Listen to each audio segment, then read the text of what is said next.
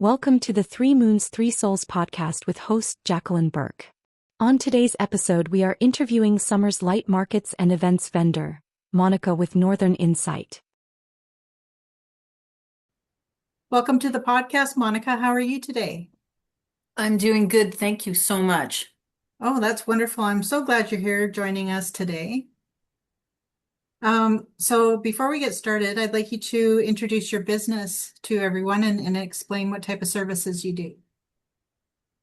Um, my business name is Northern Insight, and what I do is Akashic record readings and direct channeling. Oh, And great. that kind of sums it up in a nutshell, yes. Yeah. And when did you start to realize that you had these gifts? Would have been about 2.5 years ago after my father's death, shortly Okay. after he died. Okay. Yeah, yeah. So how did you find being able to channel after that? Well, it was I'm trying to figure out how to shorten this story It's a lot. okay. No, you can continue. Um, I've come to the conclusion that my father, we did not have a great relationship, Mhm. but that somehow, some way, he was blocking me. After he passed, um, I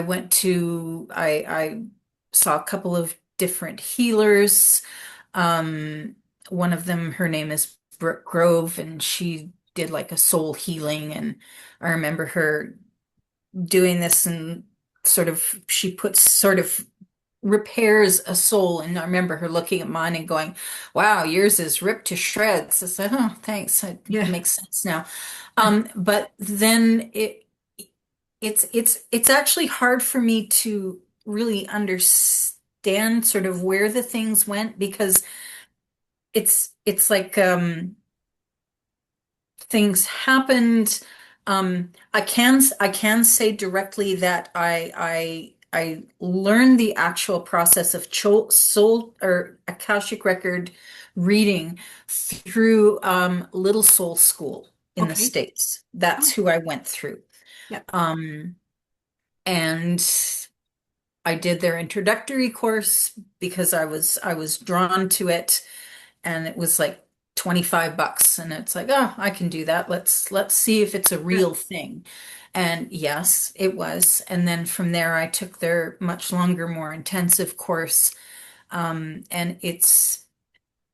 strangely enough, after that, um, I had booked months before that, to learn how to channel from another person that I heard. She said, "Oh, I can teach people how to channel." And I Yeah. was highly, highly skeptical. I did not have a high opinion of channelers. And I said, "Yeah, let's find out." Yeah. And so after the Akashic, it was almost like that was prep work for Yeah. learning how to directly channel. And yeah, I can't be a skeptic about channeling Yeah. anymore. Right. Yeah.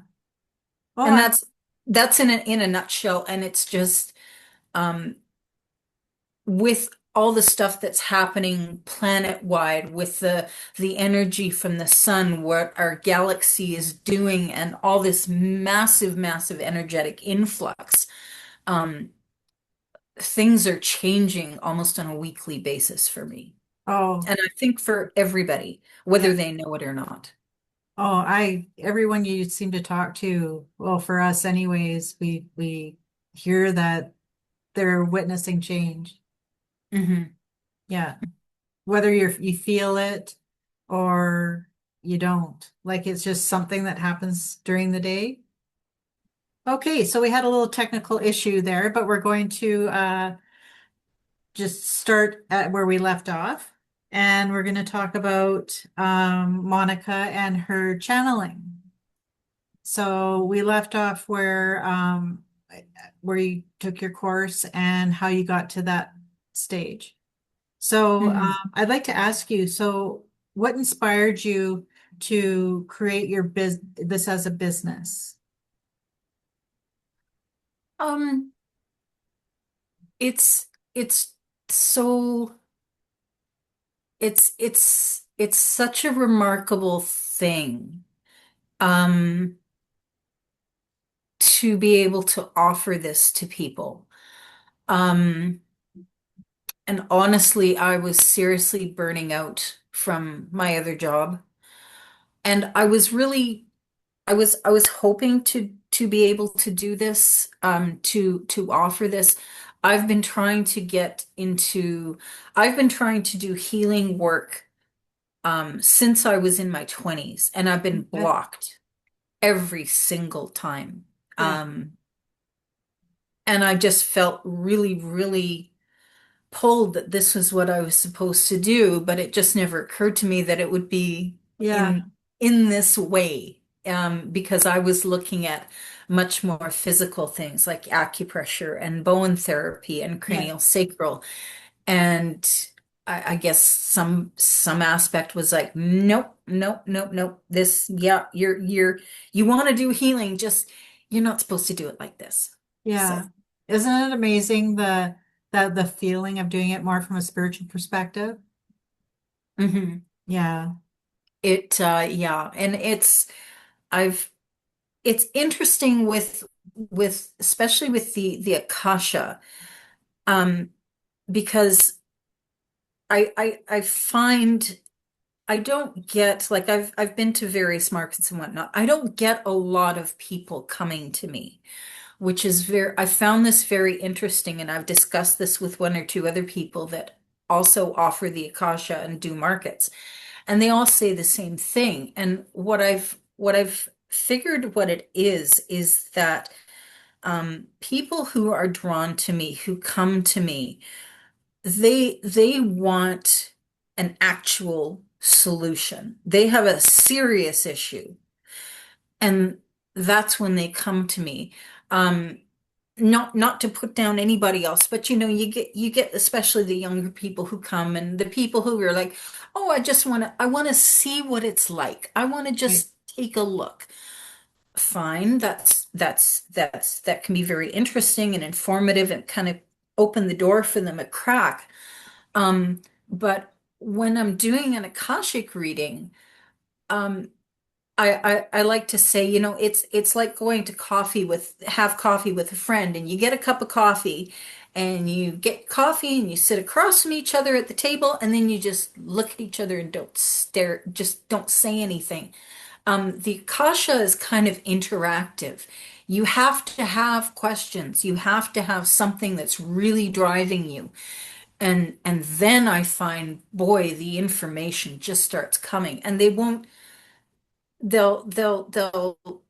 relate a bit about what's going on, but then they begin with the solutions. Yeah. How can this change? How can you get past this block? What needs to be resolved, whether it's generational trauma, whether it's karma, whether it's something from this lifetime in childhood, and they'll tell me that. So um, it's like I said, I don't generally get a lot of people, but the ones that I do get, boy, they want help. They need Yeah. help. It's Yeah. very interesting. And Yeah. that hence the healing. Yeah. Yeah. Let the Mhm. healing begin, right? Yeah. Yeah. Yeah. Yeah. It's funny at markets, you, if the people attending them can just allow themselves to go to where they're drawn, Hmm. their whole experience will be that much more elevated, I Hmm. find, you know, Oh yeah. yeah, Yeah. that if they go into with that perspective that, who you're drawn to, then it's going to be more beneficial with their healing as well. Hmm. Hmm. Yeah. So, when did you start doing markets with your business? Um, Only a little over a year ago. Oh, wow. And that was again just it was the universe is taking care of this whole thing. Yeah. Because when I was learning this, I actually tried to get into farmers markets just to practice Right. Akashic readings on people that didn't know anything about it, just so that I could get a better sense. So I tried to, And the markets, like the farmers markets, they were like, no, we don't want nothing to do with you. Oh, There were a few places in Edmonton that offered psychic readers, but the ones I went to, they said, well, we have a full roster. We don't really have room for you. yeah. And then I just happened to go to a particular store and they said, oh yeah, yeah, here, sign. And so I started going there once a week. And shortly after, I began meeting a group of women who were doing the markets. Okay. And they just embraced me and brought me in, and it opened up a whole new world. Oh, great. Oh, yeah. Yeah. Oh, that's wonderful. Yeah, Hmm. you find your sister tribe, I guess you could call it. Your tribe, Yeah, whatever. Yeah. yeah. Yeah. Your yeah, your sisterhood, your it's funny when you open yourself up spiritually like that, it's actually a blessing, you know. Yeah, and again, it was just this, it just happened naturally because when I was looking for it, Yeah. no, it wasn't happening. But as soon as I let go, Hmm. then things started really coming together. It was really amazing. Oh, Yeah. wonderful. So what's one of the most memorable moments you've had at a market? Um, I have to think about that because oftentimes after I do a channeling or the Akashic records, it's a blank. I don't Yeah. remember a lot. Yeah. Um, I guess it was one that I had gone to that it was the first because I had been to some markets and this whole situation again about only a few people coming to me and I was getting very frustrated and depressed and whatnot. And I'd gone to a market and I said, okay, I'm I'm not expecting anything from this market. I thought, okay, if I get one person, great. If I don't get anything, okay, I give up. Yeah. Whatever happens, happens. And that market was very successful. Good. I had a number of people come to me um that I wasn't expecting. Well, I mean, you never expect, I wasn't expecting anything. I had um one woman in particular. Holy smokes, her vibrational energy was so high. I was amazed. I mean, and I was just sitting there and I was doing some meditation for myself and I had this nice little quiet bubble around my area. There weren't a lot of people at this market. Like in terms of vendors, there were very few of us. And this woman across the hall, I saw her looking at me and she beelined towards me, like staring at me. And I was, whoa. Um, but you know how her energy was such, I've never, ever experienced this before or since then. Normally, you think of energy and you're saying, okay, well, with the group energy on Earth, okay, if you have a very high vibrational frequency and you encounter people with a lower vibrational frequency, one of two things will happen normally. Either um, they will drag you down and you will drag down to their level if you let them. Or what more often happens is there's like a meeting and you'll kind of meet in the middle. Yeah. Like you'll drag them up a bit, but they'll drag you down a bit and you'll meet in the middle. This woman was, she was so high and I got this, I, I don't even know, this intuitive knowing. Um, she didn't go down to meet anybody. She dragged everybody up to her level. It was amazing. Yeah. And it was the reading was good, but it was just this intensity of her level where she was at and the fact that she dragged people up to her and she came to me for a reading, Yeah. which I found interesting because I'm thinking man, I wish you did readings. I'd come to you in a Yeah. split second, you know. Yeah. That was I have to say that that market in particular and that she was one of several people that were really blew me away, you Oh, know. that's awesome. Yeah. Yeah, like it's funny when you meet a select few people that have very high energy that, they don't even realize that they do. She had no clue. She Yeah. had no, and what I do remember of her was that she towards the end she asked me, well, what's sort of what past life? Yeah. And that's when I found out why her frequency was so high. Um she had been a Buddhist monk or something like that in a past life. But the interesting thing was um she had been a kamikaze pilot in the Oh, Japanese in World War II. And it was okay, we think of the Japanese, they were the bad guys during World War II, and in a way they were, but on an individual basis, part of the reason why her frequency was so high was because and she had died because her sense of willing to sacrifice herself for her people oh was man. so strong, and she was willing to give that to her Yeah. nation. And it just it blew me away, you Yeah. know. That's It just blew me admirable. away. Yeah. Yeah. That's admirable, really. Hmm. You know. Hmm. Well, um, well, that's quite a memorable moment. It was. It Yeah. was. Wow. Um, So listen, because you're new, like relatively new to markets, I'd love to ask you, what would be Mhm. a piece of advice you'd give to someone else that's just starting?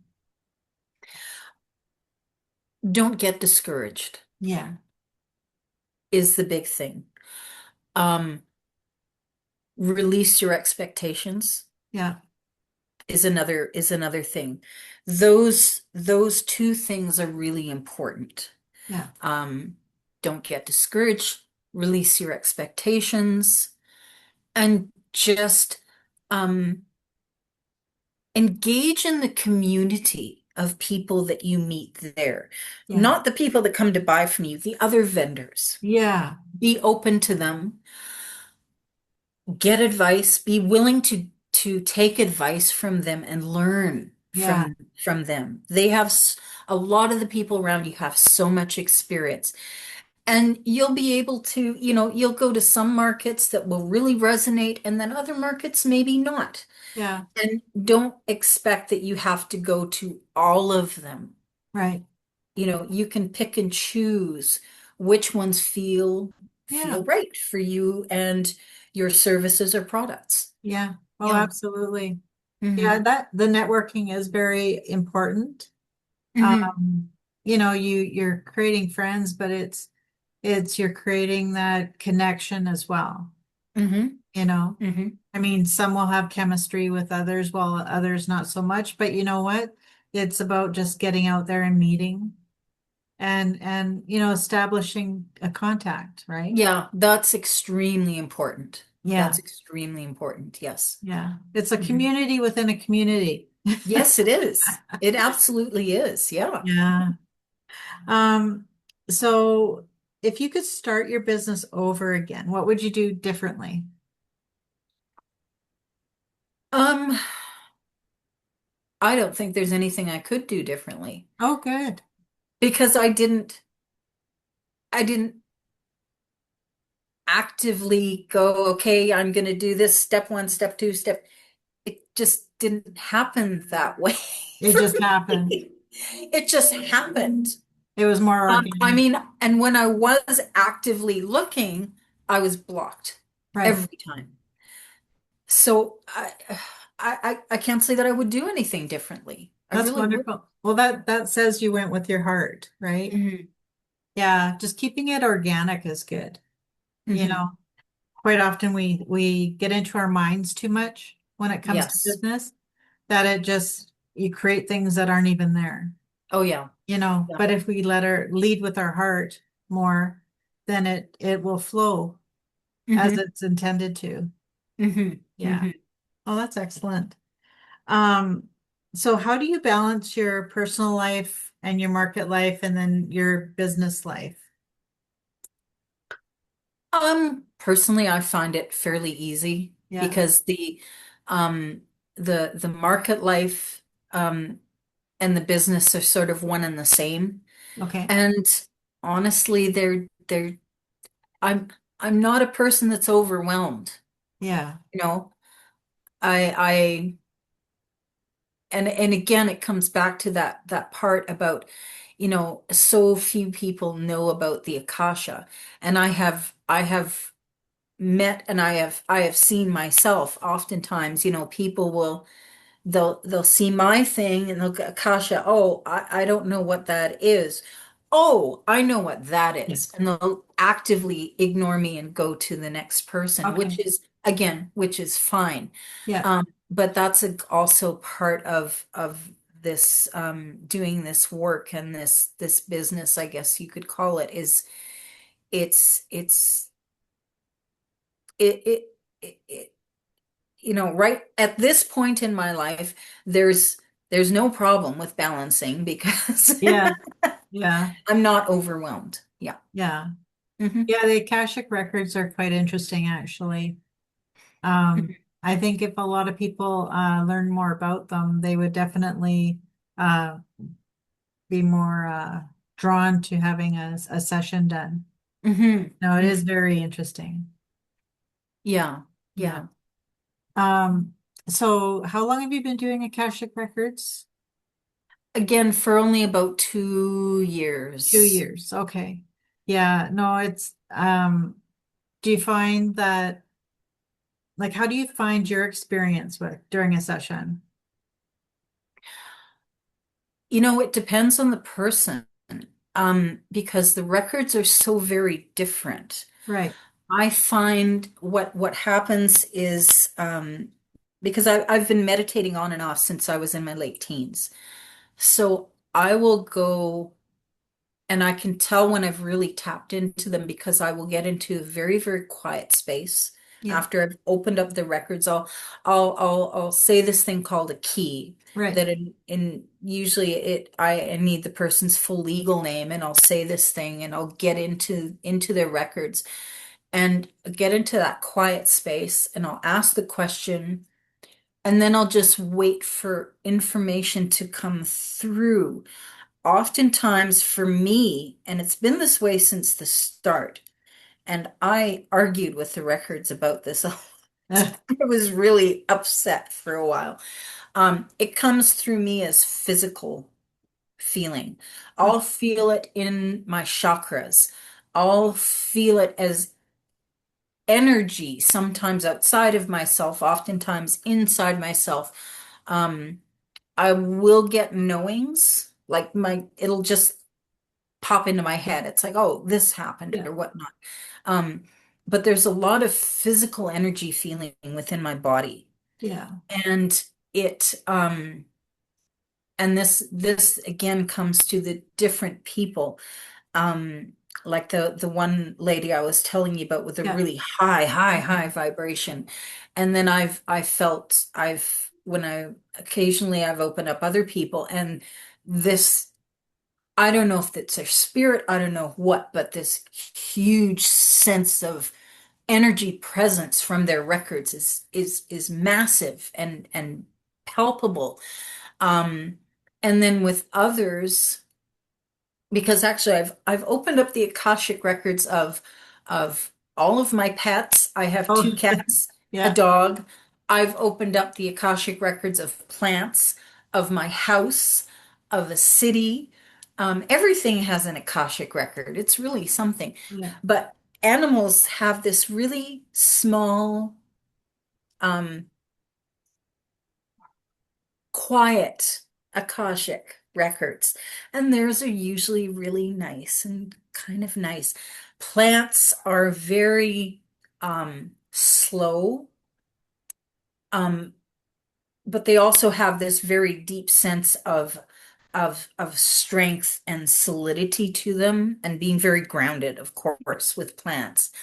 Um, So it just depends. I've had one or two people that I didn't get anything from, and that's very rare. Yeah. And I looked at it later and I realized it was either we weren't asking a question that made sense to the records, or they just didn't have anything to say Right. about the issue, that it was just like not, it was not the right time to give information. That, like I said, that almost never happens. That's Yeah. very, very rare. Um, but it depends on the person, Right. how the records come through. And Yeah. like I have to, do you have time? I have to tell you quickly about my pets. Sure. Okay, I have two cats and a dog, and the two cats are both Bengals. Oh, And I've opened up my dog. She's a little Chihuahua, and my one Bengal. He's a pretty big boy.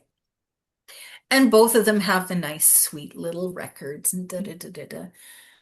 And then I opened up the records of my cat Paisley, who's also a Bengal. Her records are as big as a person's. oh, They're wow. huge. They are vibrant and flowing and moving. And I had a friend of mine ask me at one point, she said, "Well, like, has she?" My friend asked, "Well, maybe she's been a person in another lifetime." And so I went into Paisley's records and I asked her records about, "Well, have you been a person?" And she's like, "No." And I said, "Well, do you plan on being like, is your next lifetime you're going to be a person?" And I got this impression of just such disdain. And she was like, why would I become a person and start all over again? No, I have Yeah. no intention of becoming a human being. Are you crazy?" That was very eye-opening. That was Yeah, I very, very, bet. very interesting. I Like, bet. because we always think that, oh, we're humans, we're the pinnacle. No. Wow. That's No. amazing. Um, okay, Monica, so we're at a point in our interview where we talk about gratitude. Okay. Okay, so I'd like to ask you, what is one thing you're truly grateful for today? I am grateful. I'm grateful for silence. Oh, wow. Yeah. I am, I am grateful that in my meditation, I can go into that deep, incredibly quiet, still space. Yeah. I am so grateful for that. Oh, yeah. That is something to be grateful for when you can accomplish that stillness. That is what I'm grateful for. I mean, on that level. If you're talking about on the 3D level, I have a different answer. Okay, let's hear it.